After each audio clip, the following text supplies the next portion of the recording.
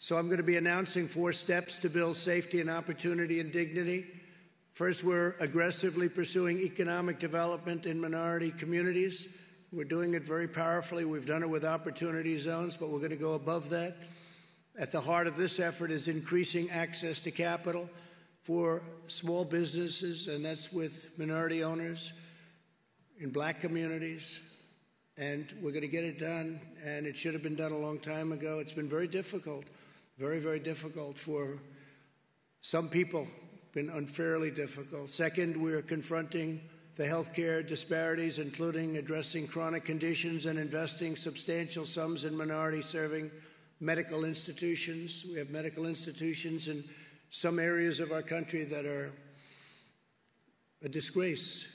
I was going to say not up to standard. They're much worse than not up to standard. They're a disgrace. Take care of it. Third, we're working to finalize an executive order that will encourage police departments nationwide to meet the most current professional standards for the use of force, including tactics for de-escalation.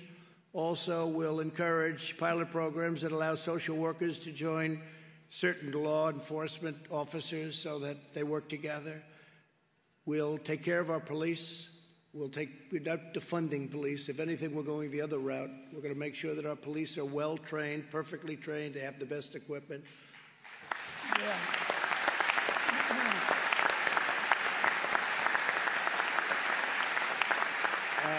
Some of the things that we have heard, because I know a lot of the people in the audience, and they're professionals and what they do, and they're successful people, and we're hearing things that are not even thinkable. I've never even heard of this before last week. It was like, it started about a week ago, where I heard they want to close up all police forces. That's what their attack on a very liberal governor in the state of Washington is. We want the police force closed. It's not like they want to sort of bring a little money into something else. They want it actually closed. And I'm thinking, what happens late at night when you make that call to 911 and there's nobody there?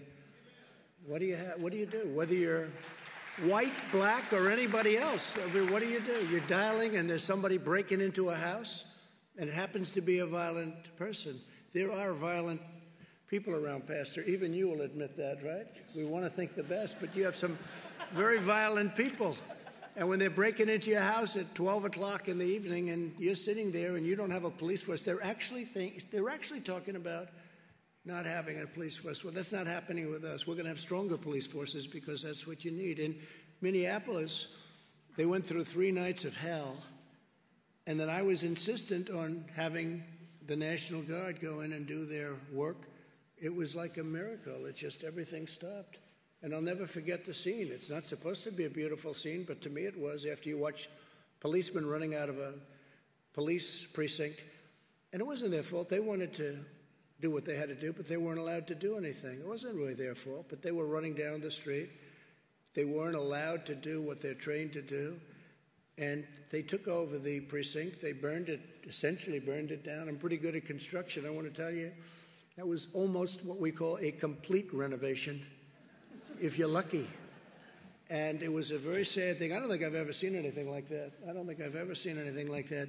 But we are very proud of the fact that I called. I said, I'm sorry, we have to have them go in. And they went in, and it was like a knife cutting butter right through. Boom.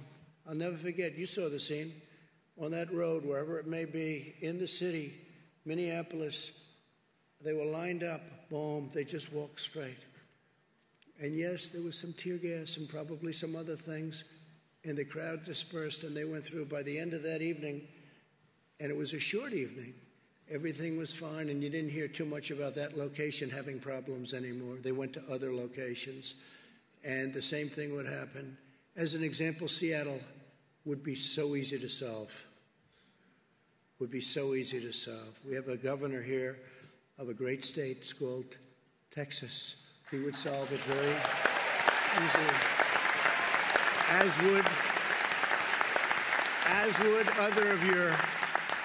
would other of your political leaders, including your lieutenant governor. They would solve it very easily. It's a lot of it's common sense. I don't even think it's courage. I think it's probably more courageous the other way, because I wouldn't want to be doing it the other way.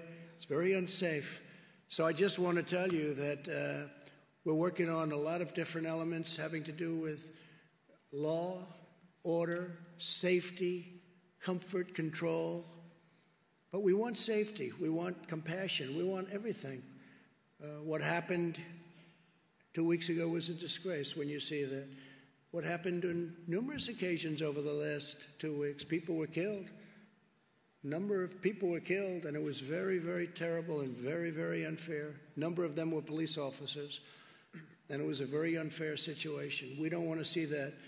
And with strength, you wouldn't even have that. They wouldn't be in a position to do the kind of damage that they've done. They've destroyed people. They've destroyed businesses. They've destroyed African-American owned small businesses that hopefully they're going to come back. We're providing funding for a lot of small businesses, and hopefully we'll be able to get everybody online and get funding to be able to open up their stores and their small businesses again.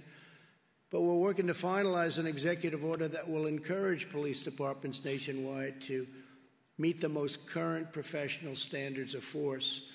And that means force, but force with compassion. But if you're going to have to really do a job, if somebody's really bad, you're going to have to do it with real strength, real power. And I said, and people said, oh, I don't know if we like that expression. I said, we have to dominate the streets. You can't let that happen, what happened in New York City, the damage they've done. You have to dominate the streets. And I was criticized for that statement. I made the statement, we have to dominate the street. And they said, oh, that's such a terrible thing. Well, guess what? You know who dominated the streets? People that you don't want to dominate the streets. And look at the damage they did. So I'll stick with that, and I think most of the people in this room, maybe every person in this room will stick with that. And we're doing it with compassion, if you think about it. We're dominating the street with compassion because we're saving lives and we're saving businesses. We're saving families from being wiped out after working hard for 20 and 30 years. I saw the one woman, she worked 35 years building a store, and in one night it was totally wiped out. It's terrible. And fourth, we're renewing our call on Congress to finally enact school choice now. School choice is a big deal. Because access to education is the civil rights issue of our time, and I've heard that for the last, I would say, year, but it really is. It's the civil rights issue of our time.